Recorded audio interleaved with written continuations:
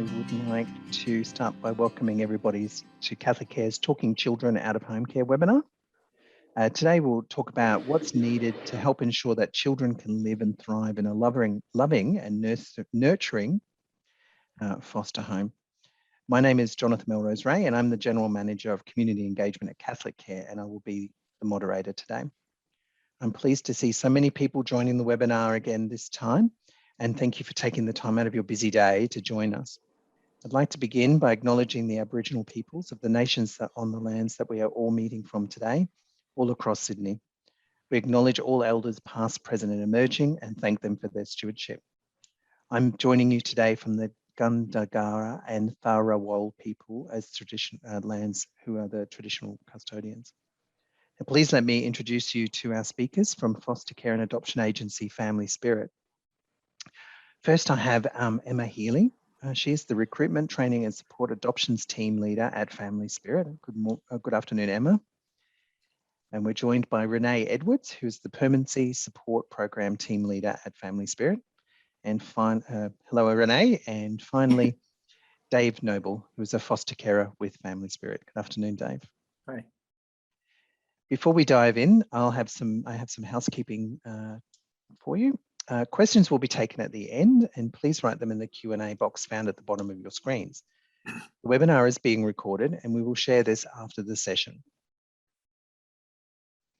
So just to put something into context about our discussion today, too many children experience vulnerabilities across Australia, and the experience of vulnerability at an early age can increase the risk of poor physical and mental health, low educational attainment, and low income later in life. According to the 2018 Australian Early Development Census, the AEDC, 29% of children in out-of-home care are developmentally vulnerable on at least 2 of the 5 domains when they start school. This is 3 times greater than the rates for all children in Australia.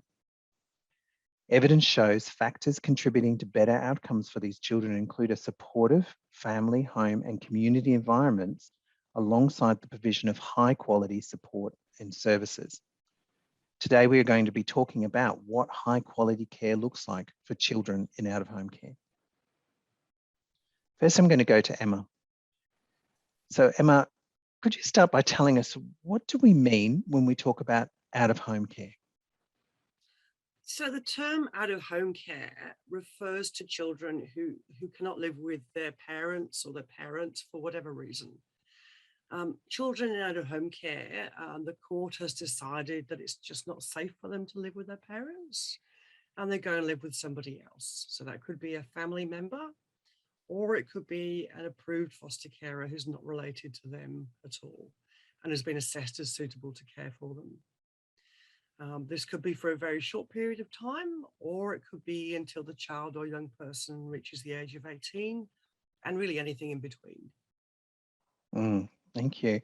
So approximately how many children are in out-of-home care in Australia and in New South Wales? Okay, well, in the whole of Australia, there's around 45,000 children in out-of-home care. New South Wales has the highest number, unfortunately, of children in out-of-home care, and we have around 19 to 20,000 children altogether in both kinship family placements and also with foster carers. Around 45,000 in Australia nationally. That's almost the size of Albury. That's a phenomenal number of children. How do children and young people generally end up in care? Well, there's a number of many different reasons, and often these reasons are really complex. So some parents are just unable to care for their child in a safe way. It could be that they've got a short-term physical or mental health problem, or it could be a longer-term physical or mental health problem. It could be because there's been a family breakdown. That could be due to domestic violence or criminality or abuse. Or it could but just be that some parents are really young and they're not supported. And they need a period of intense support and help so that they can care for their child again safely. So the child comes into foster care for a shorter period of time while that work's being done. And when those children come into the foster care system, what do these children need to thrive, to continue thriving outside that family environment? Okay. Well, I guess first you've got to bear in mind that children who come into care are feeling really scared. They're probably very confused. They're very anxious. They might even be really angry. So they need carers who are really understanding and flexible, and people who've got the time to listen to them and to support them. It's really important that carers understand too that children need to keep connected to their birth families and to their culture. And it's important that foster carers don't judge their children's families and their past. It's likely children are going to need some extra help with their schoolwork, or they might need extra help with medical issues and social issues. So we need foster carers who are able to put the time in to help them. It's also really important that we get carers to engage children in fun activities, such as sports or crafts or music, or getting out into nature, like going bushwalking or going camping, or basically engaging them to develop interests and do things that they enjoy and that are fun.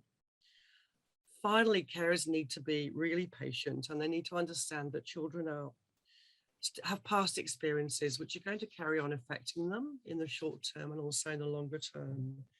So carers need to be prepared to meet some emotional and probably behavioral challenges for children as well, and to be really, really patient with them. Okay, thank you. Thanks, Emma. I'll stop you there for a moment, and just before we go to Renee, so the current social sector best practice is to keep children with their birth families for as long as possible. However, this can mean that when children do need to be removed and placed out of home care, they tend to be older and therefore more likely to have experienced trauma. This means our foster carers need to be highly skilled so they can manage children with more difficult behaviours. So over to you, Renee. I wonder if you could tell us, in that circumstance, how would you match a child with a family? So there is quite a process when it comes to matching a child with a new family. When we first receive a call requesting a placement for a child, we take a lot of things into consideration. So first of all, we look at the child's family and their extended network. And if we don't find any safe or suitable places for them there, then we look at our current carers within our service. So we try to find a suitable match for the child based on the area that they currently have the most community connections.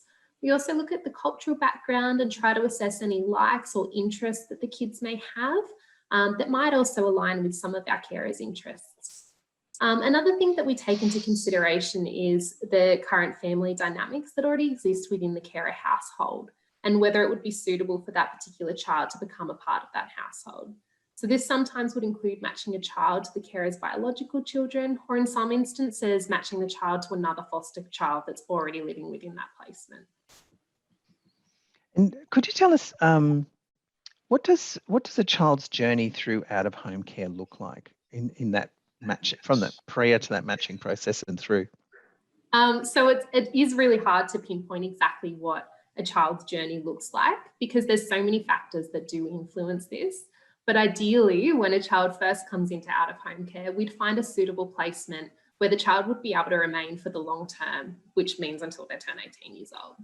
But this isn't always the case. And sometimes we have children enter emergency and short-term placements. And this is where they'd stay for a period of maybe a few weeks to a few years before transitioning to another carer's home that would be able to look after that young person until they left care. So our main goal for any child who enters an out-of-home care placement is to achieve permanency for them. Throughout the child's journey in out-of-home care, they'd also be assigned a therapeutic case manager who would assist them in maintaining their placement and environment, as well as supporting them to achieve their permanency goals. Okay. So we heard Emma talk about some of the reasons why some of the family breakdowns may happen or why the child might enter into the out-of-home care system.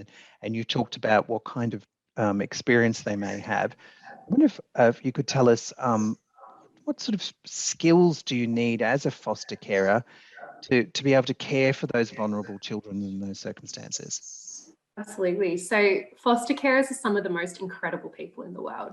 At times, it's a really difficult job, but the rewards from changing a young person's life can be absolutely amazing.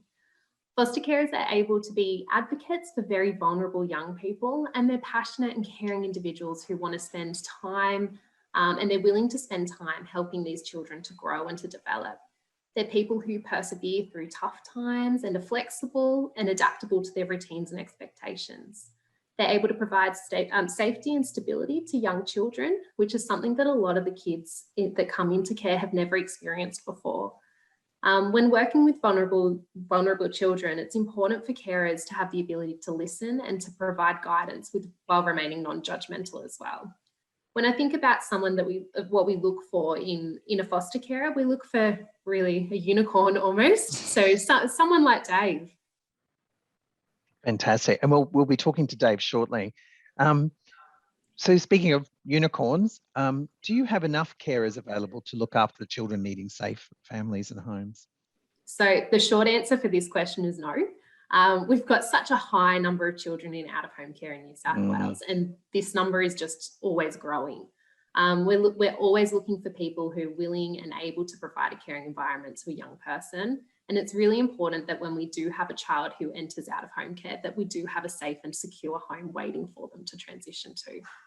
And just to recap, I think the number Emma was talking about earlier was between 19 and 20,000 in New South Wales alone, which would make up almost 50% of the national population of children in out-of-home care.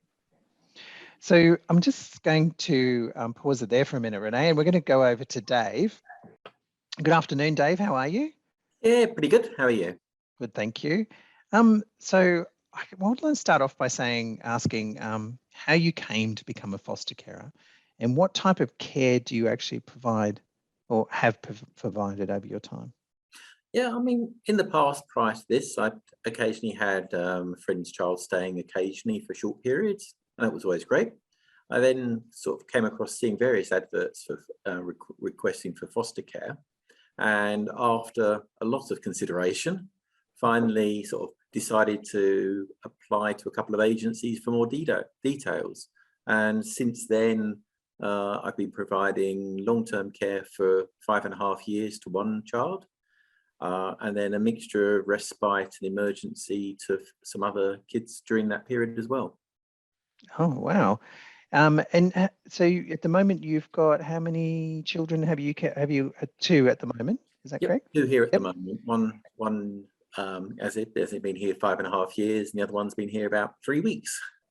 Oh, okay. And that's Respite Care? Yeah. Yep. And so tell me, how many children have you cared for in your career as a foster carer? Have you kept count? Oh, the actual number isn't a very high number. It's probably about 10, but most of them have actually been more than once. Okay. So they've returned visitors. Yes. For various lengths of period. Yeah. So one would come back sort of several times, so for a few days or weekends for respite, and others, had a couple come for a short period and then come for a month. Wow. Thank you for that.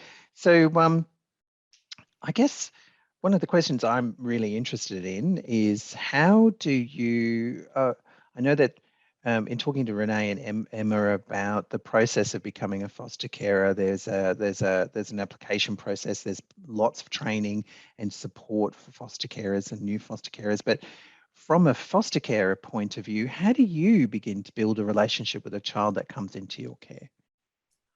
That's an interesting one. It was my long-term one. It was a very gradual process because there was a fairly good matching process. So the Kate worker who was actually working it came up with someone who was just very similarly minded. And I met him for a day, took him out diving, caught up, got to know him. Then he'd come over for a night, and then came over for a weekend, and then finally sort of moved in and didn't leave. So the matching process and the exposure to each other was part of that relationship build? Yes. I mean, the matching was great, and then also the sort of the sort of phasing in rather than just a sudden change, I think worked well. That sounds like it was part of that key success for long-term foster.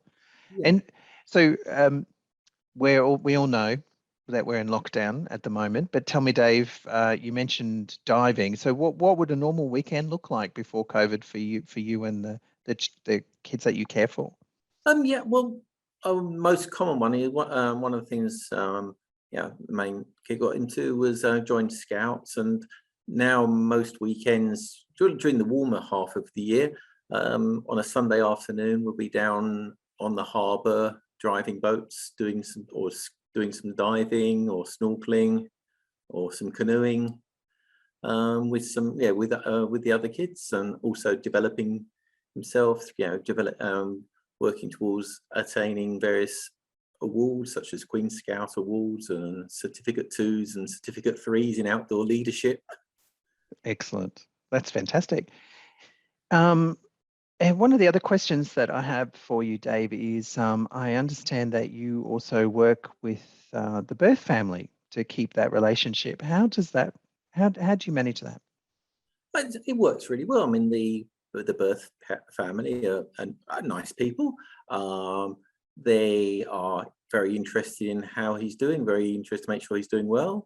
It's actually very easy having a relationship with them, because it makes life better for everyone, because it doesn't end up the child having to sort of treat two different entities and keep them separate. They know that everyone gets on with everyone else. That's beautiful. And my final question for you, Dave, before we take questions from the floor, as it were, what would you say to someone who is considering becoming a carer? If you're considering it and you've thought it through and you've got the time and the effort, go for it. It's really rewarding. Excellent. Thank you very much. So we do have a couple of questions that have come in through the Q&A box. So I'll start on those ones. Vera Lynn has asked, I hope I got that name correct in my pronunciation. Apologies if I didn't. What happens when the match doesn't work out quite as you would like either way? Perhaps we should go to Renee for that one. Yeah, so unfortunately, this does happen on occasion, that we have a child that enters a placement and it doesn't quite match up the way that we would have liked. In that case, there's a couple of things that can happen. Obviously, we have what's called a carer support role. And if it was around supporting the carer to develop some of their skills and some of their knowledge to be able to support that child, then we would engage the carer support worker to try to increase that. We'd also, if it came to the point where that child wasn't able to stay in that placement, we would do an assessment and look at all of the other carers and do another matching tool and try to see if we can find someone that would be a more suitable match. And in that case, we would try to do a transition. And Dave, I think, has experienced that before, where we've had a child in another home and we want to transition them along, rather than just do a quick clean break and move on to the next home. It's much better and much more supportive for that child to be supported throughout a transition and to kind of build up a relationship with the new set of carers and be comfortable and feel safe when entering their home. So that's what generally the practice that we would take. Thank you. I've got another question from Sana. Again, apologies on my pronunciation. This one's probably for Emma. Emma, would you mind, the question that Sana asks is, what's the difference between foster care and respite care? But perhaps you could actually quickly take us through the various options of care. Okay, well, I'll talk about respite care first, because respite care is something that can be done by, say, a couple or a single person who is working full time, but had weekends spare. So a respite care will be somebody who would provide a respite care, so maybe a couple of days or a longer period of time to a child who's already with their other carers. And this would tend to be an older child of at least 5 to 8, and especially children who are at high school. And it gives these children an opportunity to form relationships with other appropriate people in their lives, and for them to have a little bit of a break from their carers and for their carers to have a break from them, which, let's face it, those of us who've got kids can probably understand that for all children. So it could be that the respite carer has got an ongoing relationship with that one particular child, or it could be emergency respite care. So the child goes to them for a couple of weeks if there may be some difficulties or issues with their foster family. Does that answer your question about respite care? It does, but I wonder if you could explain for me, purpose is foster care is long-term placement, but the aim with foster care is restoration. Not always. Restoration is the first goal for any child coming into care. It's important to see if it can be made safe enough for them to return back to their parents. So that's the first thing. That's the best thing usually for children. If that can't happen for whatever reason, then we need to look at other options. And some of those options might be longer term options, such as guardianship or adoption. So it just would depend on the situation for that child. But generally speaking, the first, we try to get children to get back to their birth family or to another member of their family who might be assessed as being suitable if the parents or parent can't care for that child.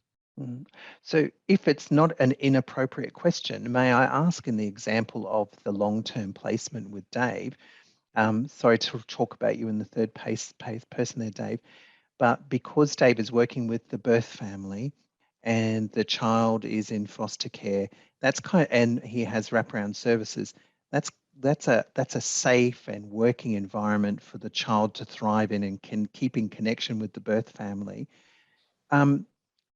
How long can that go on? Well, I guess it would depend on, every circumstance is a little bit different. For some children, it's never going to be okay for them to go back to their family, unfortunately. But it's also really important for them to have a really meaningful, connection with that family.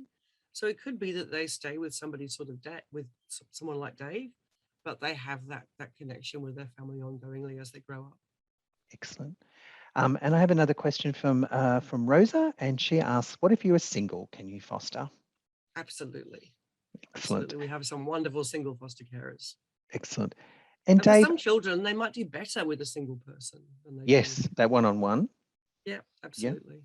I've got another question, which is probably for both Renee and Dave. So it's, what kind of training does a foster carer need? So perhaps Renee, if you take that in the first instance, and then if we hear from Dave in terms of what you've then experienced as what you've asked for training. Absolutely. So when you apply to become a foster carer, there is a process. And there is an application, and part of that application is to engage in some training initially, just to make sure that you fully understand, I guess, what it does mean to become a foster carer, and the types of children that you might be looking after in the short-term, long-term, respite care, whatever basically your application is based on. So there is that initial training.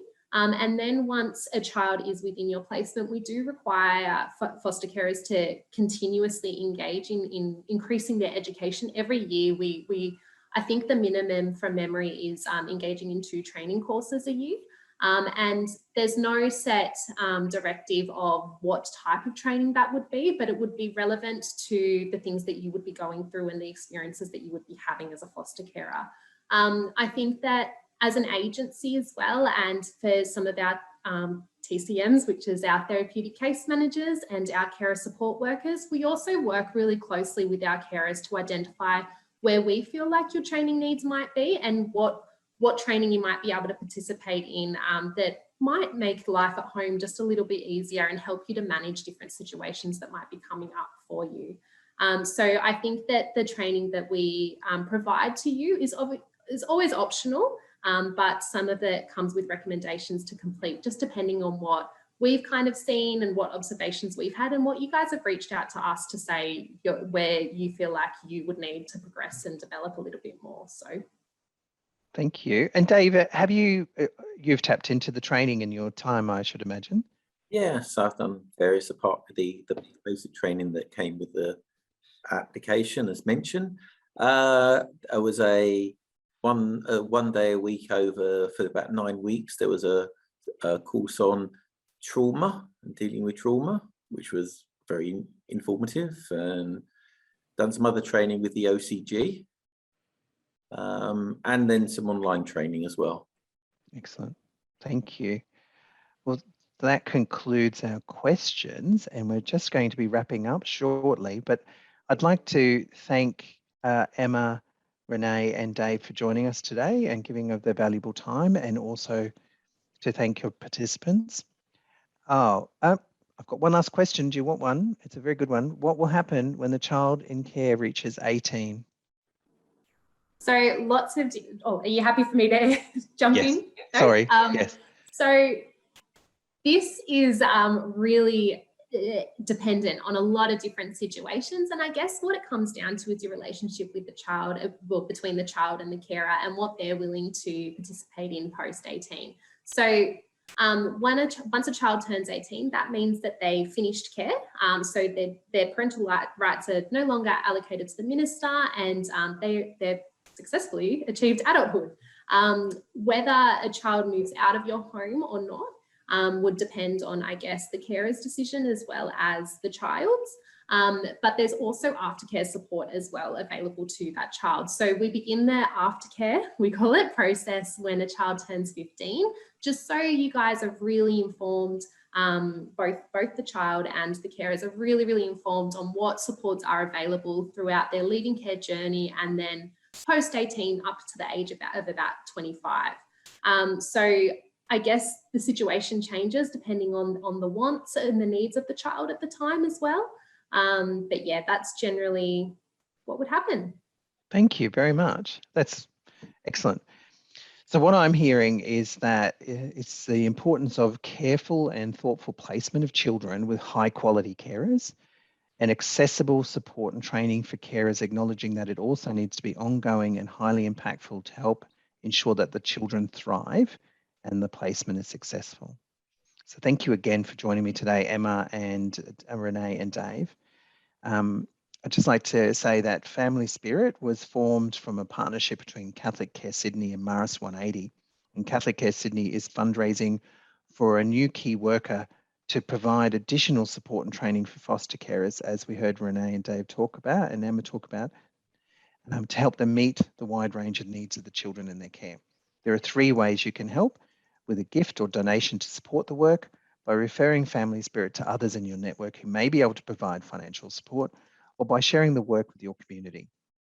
Thank you for joining us. We hope you gained some valuable insights from our speakers today, and you will be receiving a follow-up email with a link to view the recording from us very soon. Thank you, everyone, and goodbye. And thank you again, Emma, Renee, and Dave.